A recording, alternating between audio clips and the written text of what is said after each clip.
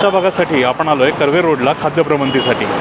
इथे काही निवडक असे खाद्यप्रबंधीचे ठिकाणं आहेत जिथे छान छान असे पदार्थ मिळतात। तर हे ठिकाण आता आपण बघायला आलो आहोत, त्याची चव घ्यायला आलो आहोत। हे पदार्थ कोणते, ती ठिकाणं कोणती, त्या पदार्थांची चव कशी आणि किमती काय, हे सगळं जाणून घेण्यासाठी व्हिडिओ शेवटपर्यंत पहा। मी आहे राहुल नाईक आणि तुम्ही पाहताय एकांत रायडर।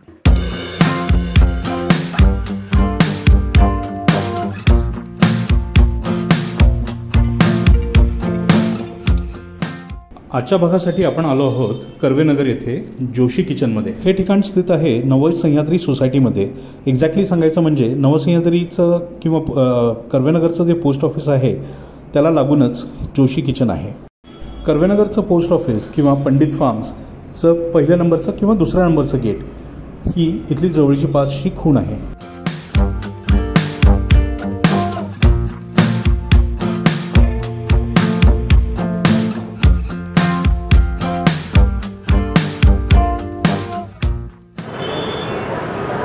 इथे निरनिराळे पदार्थ आहेत। सामोसे, साबुदाणा वडा, बटाटा वडा, मेदूवडा, वेज पफ म्हणजे आपलं खारी पॅटेस, सांबार दिसतं आहे आणि आपले मराठी नाश्त्याचे पदार्थ म्हणजे पोहे, उपमा, शिरा आणि साबुदाणा खिचडी।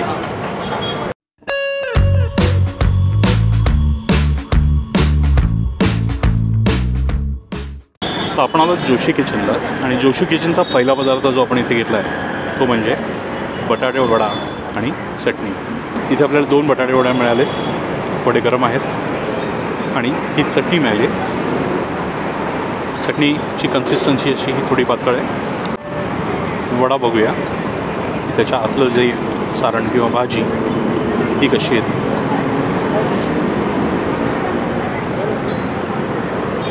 हा वडा फोडल्यावर किंवा तोडल्यावर छान खमंग असा वास आला।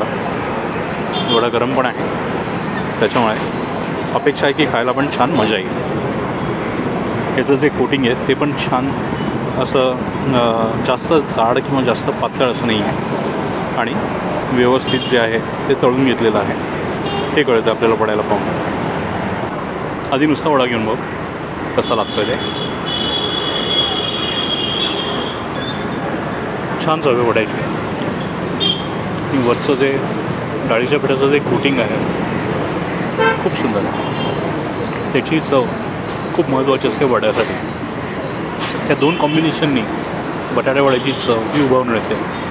तुम्ही जेव्हा वडापाव घेता तेव्हा पावामुळे तुम्हाला वड्याची तशी तेवढी चव जी आहे ती बारकाईने समजत नाही, पण जेव्हा तुम्ही नुसता वडा घेता तुम्हाला त्या वड्याची चव डिटेलमध्ये कळते आणि या वड्याची चव खूप सुंदर आहे। आता आपण चटणी बरोबर पाहूया ही चटणी कशी येते। इथे ही ओली चटणी देतात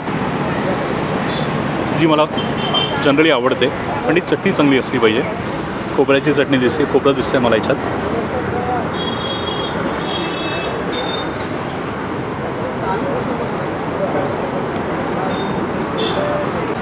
खूप चविष्ट अशी ही चटणी आहे। वडा तुम्ही नुसता खाल्ला, हलकासा तिखट आहे, जो हवा ते कॅरेक्टर आहे वड्याचं। चटणी जी आहे ती ओल्या नारळाने बनली आहे, त्याच्यात हलकीशी मिरची आणि कोथिंबीर आहे, ती त्या वड्याच्या तिखटपणाला टोन डाऊन करते।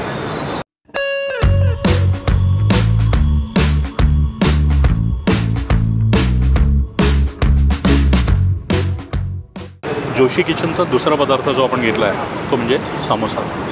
इथे तुम्हाला 1 प्लेट समोसामध्ये 2 समोसे मिळतात, पण मी विशेष म्हणजे एक सिंगल समोसा घेतला आहे कारण का आपल्याला अजून काही पदार्थ आहेत ते घ्यायचे आहेत।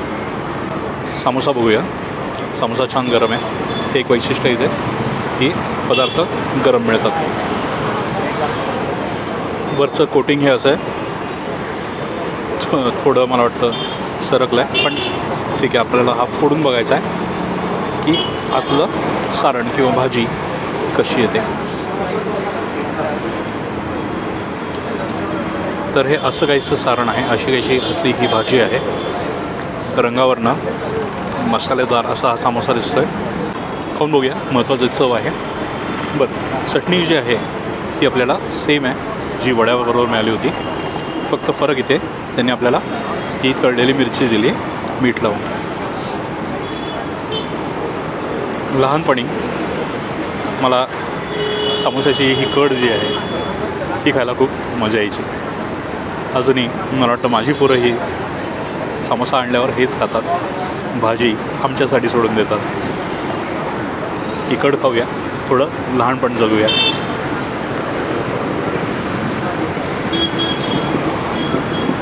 मजा आहे.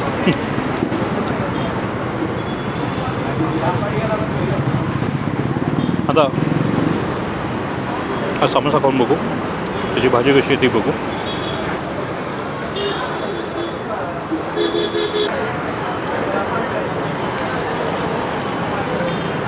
खूप चविष्ट असा समोसा आहे.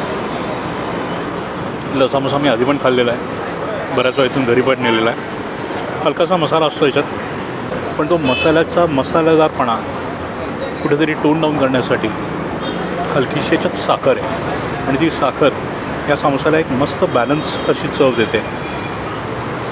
खरं तर या समोसाबरोबर तुम्हाला कुठलीही गोष्ट खायची गरज नाही, मी तर म्हणजे मिरचीही खायची गरज नाही. तुम्हाला त्या समोसाचा पुरेपूर आनंद मिळेल.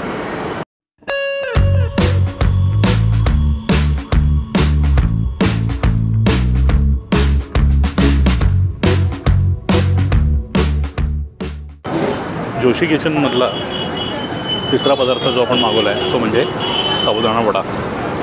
1 प्लेट मागवला आहे, त्यात 2 हे साबुदाणे वडे येतात. वडा जरा मला तेलकट वाटतं आहे, हलकासा गरम आहे, कोमट आपण म्हणू शकतो. आणि त्याच्याबरोबर ही त्यांनी चटणी दिली आहे का दही दिली आहे बघायला लागेल.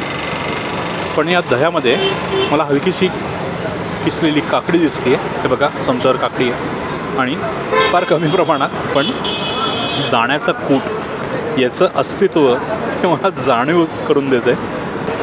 साबुदाणा वडाचं आतलं टेक्स्चर बघा, हे असं काहीचं टेक्स्चर आहे. चला पटकन घास घेऊन बघू याची चव कशी आहे. बऱ्यापैकी तेल याच्यात, तेलकट आहे हा पदार्थ.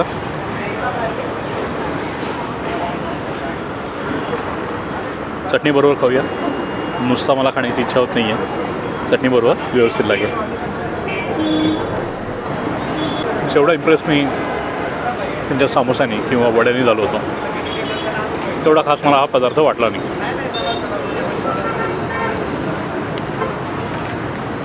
तुम्ही उपवासाला आला असाल इथे तर तुम्ही साबुदाणा वडा खिचडी खाल्ली तरी चालेल, साबुदाणा वडा इग्नोर केला तरी काही हरकत नाही. पुढचं ठिकाण म्हणजे जोशी किचनच्या शेजारीच असलेलं गुरुजी इडली. तर पहिला जो आपण आता बनवतो आहे ते घी पोडी डोसा बनवत आहे.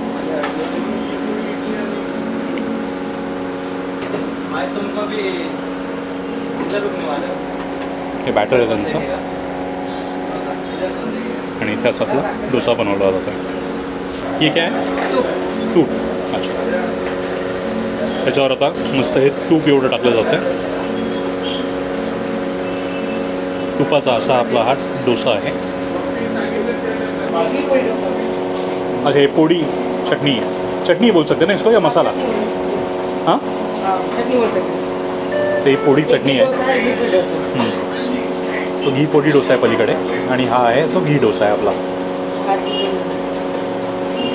त्याच्यावर येते बटाट्याची भाजी. भाजीचा रंग आणि टेक्स्चर पाहून छान भूक अशी जागृत झाली आहे. ही अशी काहीशी यांची बटाट्याची भाजी आहे. त्यात मला डाळ आणि मेथ्या दिसत आहे, छान शिजलेली आहे. चव आपल्याला बघून चव आपण खाऊन आपल्याला कळेल की एकूण हा आहे कसा. हा घी रोज डोसा, त्याला मसाला डोसा म्हणतात आपल्याला, घी रोज मसाला डोसा. आणि हा आपला डोसा तयार. याच्यासोबत काय येतं? 2 चटणी रेडी. ओके, याच्यासोबत 2 चटण्या येतात, एक लाल आणि एक हिरवी.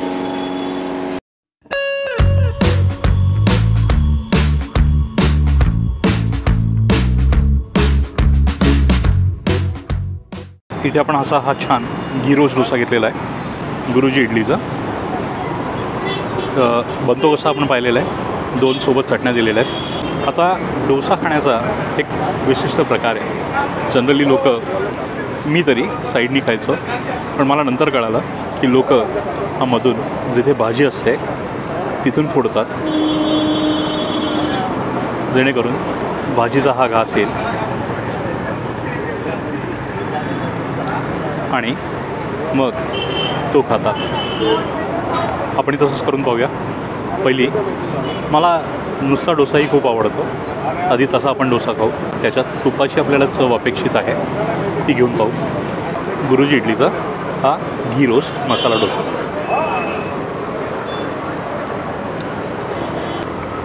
उत्तम चव, हाताला हे सगळं घी लागलेलं दिसतं आहे तुम्हाला. घीचा ओव्हरलोड आहे या डोस्यामध्ये. टेक्स्चरही छान आलेलं आहे.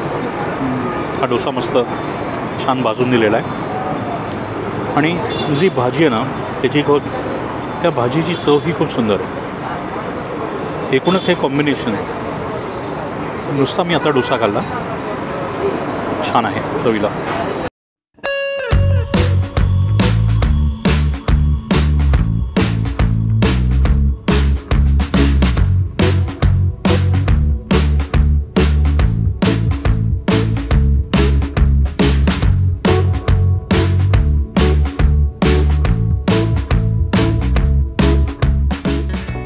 गुरुजी इडलीचा दुसरा पदार्थ घेतला आहे तो म्हणजे घी पोडी डोसा. घी रोस्ट मसाला डोसासारखाच आहे, फक्त फरक याच्यात हा की त्याच्या आत त्यांनी ही पोडी चटणी दिलेली आहे. त्यांची ही जी चटणी आहे ओल्या नारळाची ती आपण खाऊन पाहिलेली आहे. ठीकठाक चटणी आहे. मला जी आवडली ती यांची ही तिखट चटणी. त्याचं टेक्स्चर पण दाट आहे.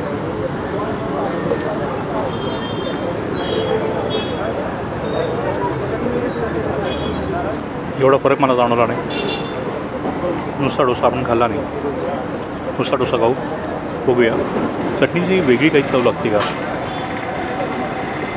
विशेष अशी मला वेगळी चव जाणवली नाही, पण डोस्याची आणि तुपाची चव एवढी ओव्हरपॉवर करते एका छान पद्धतीने. म्हणजे हा डोसाच खूप छान चवीला आहे. त्याच्यावर तुम्ही तूप टाकलेलं आहे, त्यांनी त्या डोस्याची चव अजून उभारून आणलेली आहे.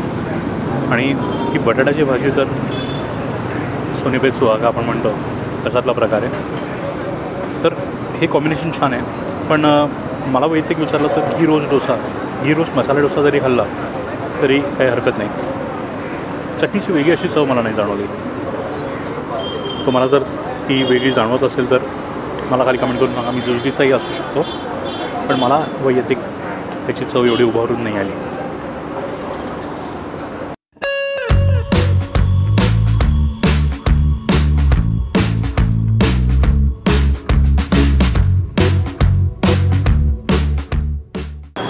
गुरुजी इडलीचा तिसरा पदार्थ जो आपण घेतला आहे तो म्हणजे त्यांची फेमस थट्टे इडली. थट्टे इडली म्हणजे ही अशी मोठी इडली येते. मला वाटतं छोट्या डिश या आकाराची ही इडली आहे. ही इडली एकदम सॉफ्ट आहे, एकदम नाजूक इडली आहे.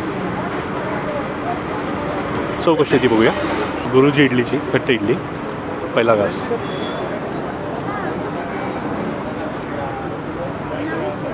एकदम सॉफ्ट अशी इडली आहे.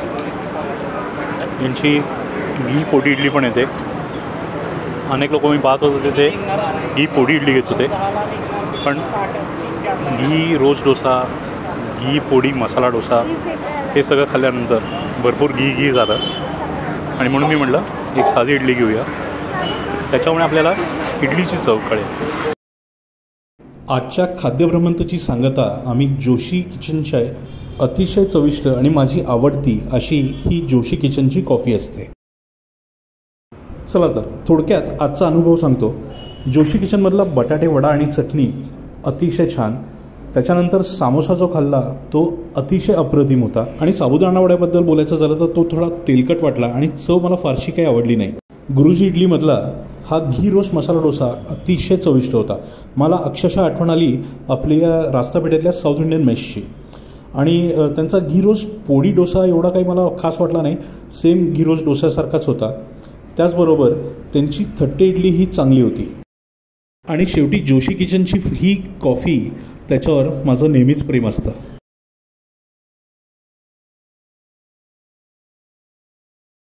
मित्रांनो, भेटूया आता पुढच्या शुक्रवारी एका नवीन ठिकाणी एक नवीन पदार्थ घेऊन.